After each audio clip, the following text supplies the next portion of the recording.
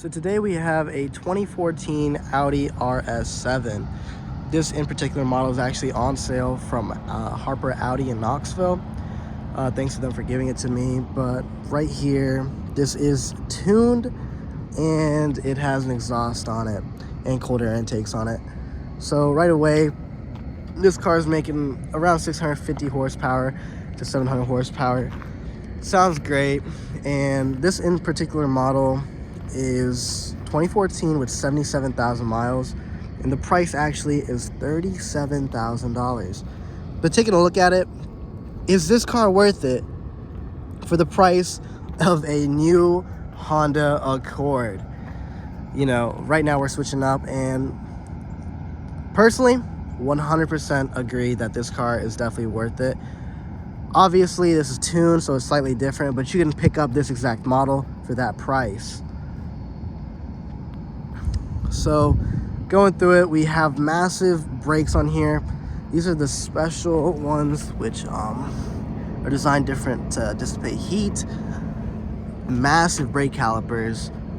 And going to the front, even though it's a 2014, 10 years old, you still have multiple headlights, multi-beam. I do not believe these are the Matrix ones, but moving across here, this car is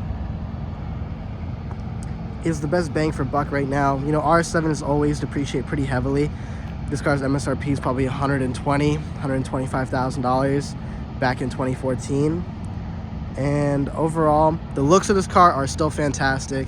I showed a couple of my buddies. They thought this was 4 or 5 years old.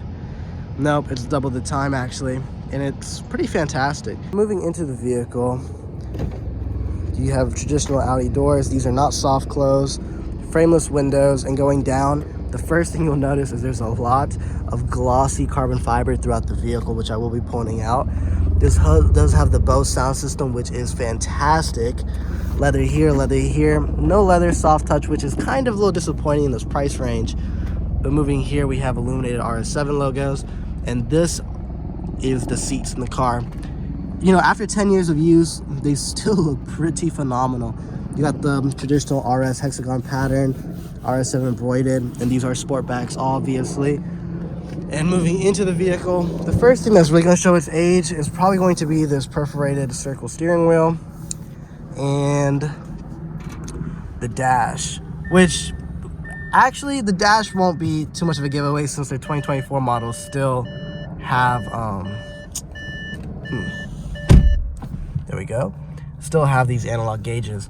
But what really sells it is this MMI right here, which, going back to the day, is Audi's old sticking in there for a nice flush design, which personally, in this age and day, I would even use. And with the sound this car makes, I will probably never use this screen regardless. But as we can see, pointing out carbon fiber, we can see carbon fiber, which is a really nice touch going all the way back there. Never seen that before. Moving here, full carbon fiber down here. Another line here, just a lot. And we do have a Alcantara stitched roof, which looks very, very beautiful. And coming down here, heated seats, no cooled seats. I don't think the ventilated seats are an option on these particular seats. You've got 2-zone climate control, and that's pretty much it. This is Audi's old MMI, so again, another thing. The main thing that really sells this age is the steering wheel and the MMI. But other than that, this is a fantastic car. This is part of their no touchscreen zone, and you just have this rotary, which I don't like because it's inverse. It's hard to explain. It goes the other way that you don't expect, and for these corners, you just hit these right here. And yes, this does have air suspension, so it is currently raising itself up, as you can see. So nice to go over little bumps and whatnot. You can definitely see it going up there. And moving to the back of this car, this is a Sportback, so headroom is a little cut off. But let me move my bag real quick. Flying around and whatnot. You actually have a 2+2 system here, because this is a Sportback. This is in my seating position. Not too bad. Pretty flat. Decent amount of room, but it's a little tight. And moving to the back here, you've got probably an inch And actually this one, well, baggy, but you got probably an inch right here to say. Again, more Alcantara, carbon fiber. You actually do get ashtrays, I believe, in that, which is a weird little nice touch. Oh, my fault. This was actually 4-zone. You just can't control it from the front, I believe. So that's nice. No heated seats in the back. Again, the sport back. A nice touch is this is all leather. Normally the back of this is plastic all the way around. So touch points still very nice. Seats are buckets and very comfy. As you can see, this is the 2+2, a little extra storage. Pull this down. A little weight to it. There you go. More storage there. Again, everything nicely wrapped in leather. Moving to the back, this is the back deck, which also looks like it's coated in Alcantara. And now starting up the vehicle, it's down here.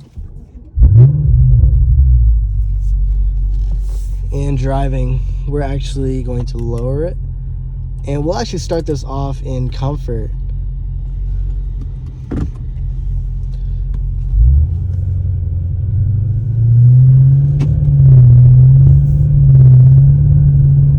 You can hear a little bit. There's absolutely no drone. Car's quick still. And it's a great daily driver. Again, I drove the new RS7. That is definitely more of a daily driver, way more refined, but obviously 10 years of technology. It is bound to get better. Air suspension, super soft. Handling is still good. And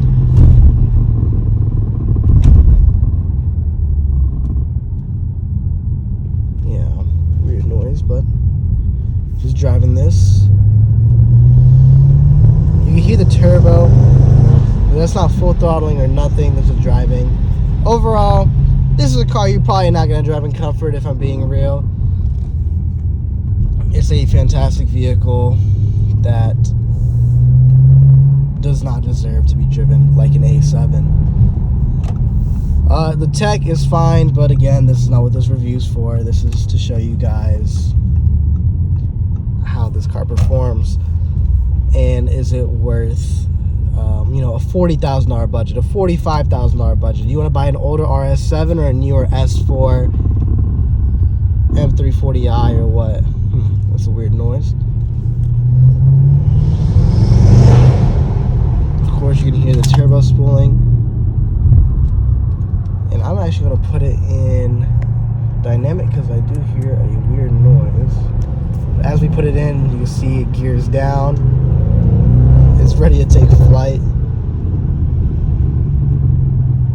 You can hear it popping and whatnot. And, you know, takeoff is great.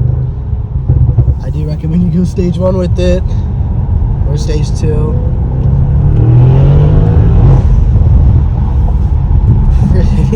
Really fun. You're not going to beat this type of performance in a car. This one does not have the driver's assistance packages or anything like that in it, but let's just shut that. You probably wouldn't even need it. This is definitely a driver's car, and handling wise, this car handles way better, but I think the 4-wheel steering is missing, and it does make a difference without a doubt. Visibility is pretty well in this car. There's no real blind spots. The A-pillars are pretty small. The seating position is great. This one doesn't have the heads-up display. I don't think it's a prestige model. That's a couple things it's missing. But other than that, pedals are spaced out perfectly. These brakes are actually very, very well.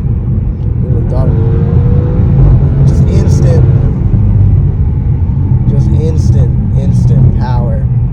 That caught me off guard. Don't even know how fast we were going. One thing I do miss, I'm not really seeing it, probably because I'm not used to this, but I don't see no speedometer in the middle. I know Audis normally do that. Not sure why. This one doesn't. Not really a big deal, of course. But this is 110% the car to get, especially with the depreciation. The only thing you have to worry about is that these models do...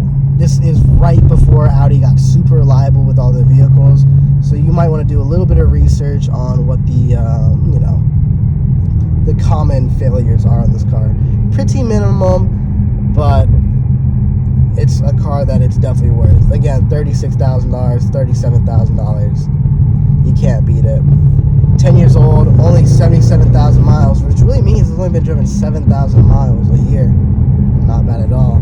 But overall interior build quality, while we're at it, everything's pretty solid, but I am starting to hear some rattles from the sunroof visor and just small things like that. But of course, that's just what you expect driving. And right now we're in rush hour. Normally this is the point where I kind of show you the adaptive cruise control and whatnot, but we don't have it in this. But other than that, my overall review of the car, sorry this was a little last minute, but this is 100% worth the price of the vehicle. I'll definitely put a sound clip at the end of it. It'll probably be horizontal, so sorry for that in advance, but 10 out of 10 car. Thanks for watching, guys.